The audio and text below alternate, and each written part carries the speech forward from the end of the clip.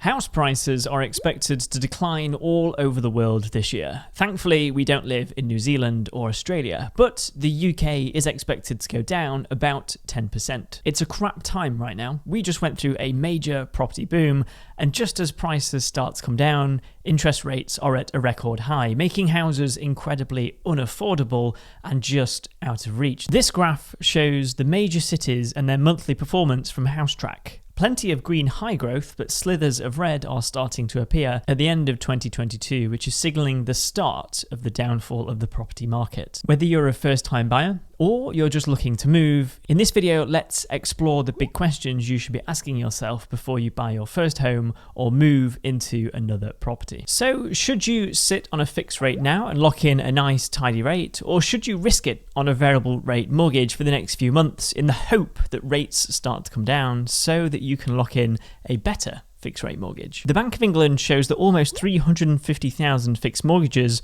are ending every quarter, with golden rates ranging from 2 to 2.5%. Over the course of this and next year, that will be over 2 million people facing this problem. And this graph from the BBC shows the jump in interest rates from 2% in 2021 jumping up to almost as high as 6% on both 2 and 5 year fixes. Since this graph was released, interest rates peaked at around 6.5%, although are now starting to come down. This happened over December and the Christmas period in 2022, when, after a long period of a more flat market where buyers are sitting on their hands, waiting until the new year to see what happens, and ultimately trying not to get high interest rates if they can avoid it. This created a price war with the lenders, who are now starting to battle against each other, which is good. This is healthy competition that's beginning to drive rates down. Banks had already priced in a lot of the interest rate rises, meaning the shocks weren't as big. As the Bank of England rate goes up, we weren't really seeing the mortgage rates go with it after about September, October 2022. The rates are dropping so much that at the time of filming this, we're already seeing rates dip below 5%, which is good. It's still massively above where it used to be, but we're on the way down. You have two decisions. You could look at the rates now and think, this is affordable, it's a good deal, and it gives security for the next 2 years, albeit at a higher rate. It means you're immune from any extra rises over this unstable period. Or number two, you get a variable rate mortgage that you can get out of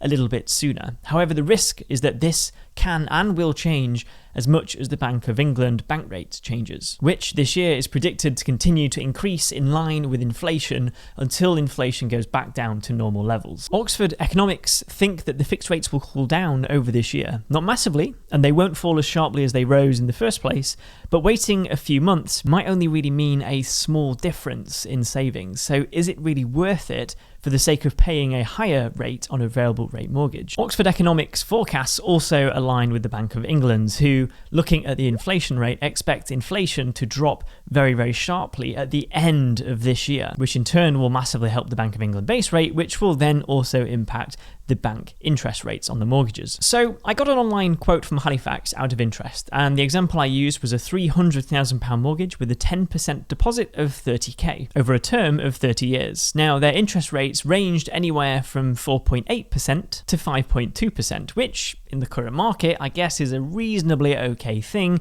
In relation to the past few years, maybe not. But the most worrying thing, if you look at the bottom of this screenshot, is when you come off of the fixed rate, or if you start on a variable rate straight away, that current rate right now, as of the time of filming this video, is 6.99%. Now, bearing in mind the Bank of England are forecast to still continue to raise the Bank of England base rate, that means that we are definitely going to see 7% plus interest rates on variable mortgages, which is very scary and very worrying for people's affordability. The risk this year is that the Financial Times are predicting and forecasting that inflation is still very high, with the cost of services still increasing. And as long as they keep increasing, the Bank of England are also going to have to keep raising the bank rate. So this is tricky for two types of people. One is the first-time buyer or anyone looking to get a new mortgage right now, where there's a current rate, but also it's going to go up over time. The other scenario is anyone on a fixed rate mortgage right now who's going to be coming off of it this year, because you'll be going onto a very scary rate and what is very likely a very high jump. So to conclude on whether you should get a fixed rate right now or stay on a variable rate mortgage,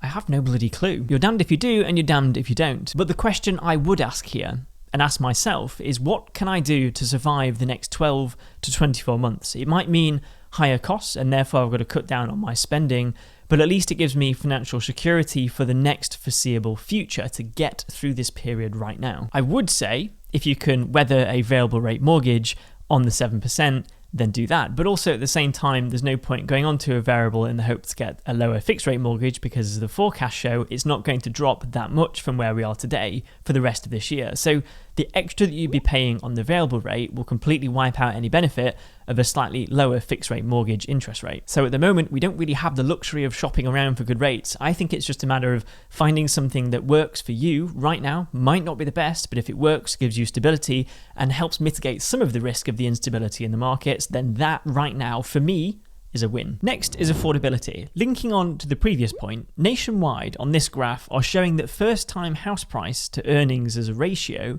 is at its highest so far at almost 6 times the amount. Far worse than the late 1980s when interest rates were at 15%. Relative to house prices, they were only 3 to 4 the house price to income ratio back then, meaning it's almost doubly as hard today than it was 30, 40 years ago. And if you compare to the late 1980s when interest rates were really high at 15%, and you adjust that based on inflation, on house prices, and on earnings to compare like for like, the equivalent today at 6% is the same as 15% back in the late 1980s and early 1990s. And when you take this graph from Nationwide, which shows the first-time buyer mortgage payments as a percentage of their take-home pay, almost 40% of their income is being spent on a mortgage. The main question I'd be asking myself here is, if I was a first-time buyer or moving and I'm looking at a new house, what is the maximum affordability that you can sensibly afford without putting yourself in any financial risk? That also has to factor in things like the potential increase in energy bills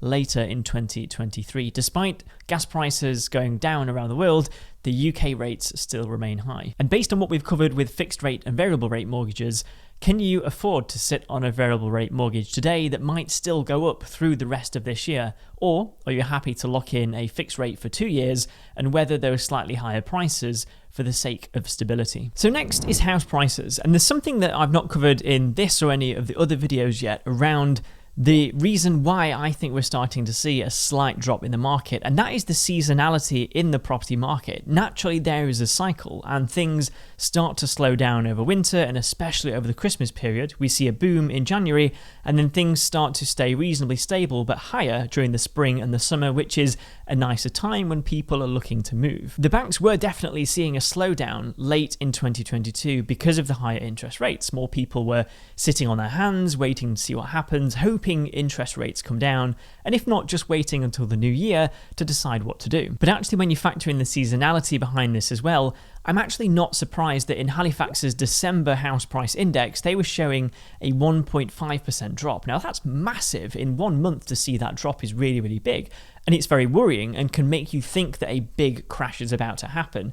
But I just think it's a compounded effect of the interest rates being high, people holding off, and that natural seasonality we see every single year in the property market. And there's a theory here as we go later into 2023 that we might actually see some kind of stability as more people go back into the markets, as rates are a little bit lower, and it stops that massive crash and instead either stays flat or very slowly and gradually declines. We're already seeing this play out right now. In Rightmove's January house price index, they actually saw an almost 1% increase in property prices, which of course is bad news. Now, of course, from Halifax's minus 1.5% in December to Rightmove's plus 0.9%, that is still a drop of 0.6% overall. And this is what I mean. I don't think it's going to be as big as what we think, because you have to think about the future and where things could go over the next few months. You can see on this graph from Rightmove how property prices have gone reasonably up over the past few months, went down into the seasonality of Christmas where interest rates were also higher, and then in January we've seen this spike upwards. And this second graph from Rightmove shows all the increases over the first half of 2022. We saw a slight dip in August as the base rate started to change and mortgages were being taken off the market. Then again in October, November when the economy really went downhill. And then the New Year surge began just in January at 0.9% increase in property prices. If that does sound worrying, this third graph from Rightmove shows the average time to secure a buyer in the number of days. And you can see that as we go towards the end of the year, it is starting to increase, which again shows that the property market is struggling, But on the other hand, when you bring seasonality back into this, that also naturally happens every single year. So we need to see the next few months to really understand and to start to analyze deeper what's going to happen. In conclusion, there's two main things you need to consider if you're looking to buy a house. Firstly is affording the fixed or variable rate mortgages. You need to make sure whatever decision you choose with a mortgage, that it's something that you can afford and you're considering the future. If you can afford a variable rate today and you're holding out for a fixed rate mortgage, the problem is the time that it will take for the fixed rate mortgages to come down, and they're not predicted to come down that much. You might wipe out all of the profits you would have made just by going on a fixed today that's slightly more expensive rate. You'll effectively need to weather high payments for the next 2 years. If you can get through that, then you're going to be in a strong financial position at the end of it. Secondly is making sure that you don't overbid on a property. This was rife at the start of 2022 and throughout the post-pandemic era. Property prices were surging and going way over the asking price. It wasn't uncommon to see houses go from anywhere from 10% up to 30% above the asking price. This created a whole regret effect of buyers who paid way over the asking price, cash offers, whatever it was, to secure their dream home. A lot of them now regret that because their houses are too expensive and they're crashing down in price. Look out for any good deals and make sure whatever house you're bidding on is lower than what the neighbours paid for theirs at today's current values. This means that if property prices go down, whether that's 10%, whether that's 20%, you'll be able to better weather the risk of negative equity. Overall, I agree and think that a 10% drop in the property market is very realistic. I think it will be somewhere around there at the end of this year, but then who knows what we'll see in 2024. Countries like Australia and Canada are massive and have tons of land, and I think they have very different economies to the UK. So, to be fair, it's very difficult to compare the two. According to Fitch, they also think that the UK will see a 10% drop, which is very similar to Oxford Economics, the Financial Times, and many other sources in the UK. And EY predicts that GDP will drop in 2023, and we will see some kind of recession, but it won't be for very long, and it won't be as extreme as 2008. They're expecting GDP to be positive again back in 2024 and 2025. I don't think we'll see much more of a shock than what we've already seen today. We're already weathering the storm. We're in it and the rain is pouring. I don't think we're going to see some huge flash floods right in the middle.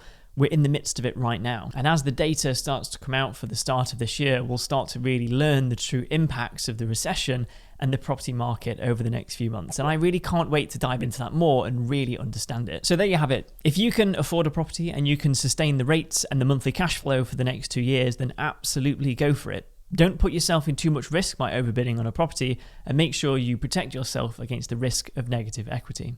If you enjoyed this video, then check out this one here, which explores why it's so hard for first-time buyers to buy their first home right now. So click on here, and I will see you in the next video.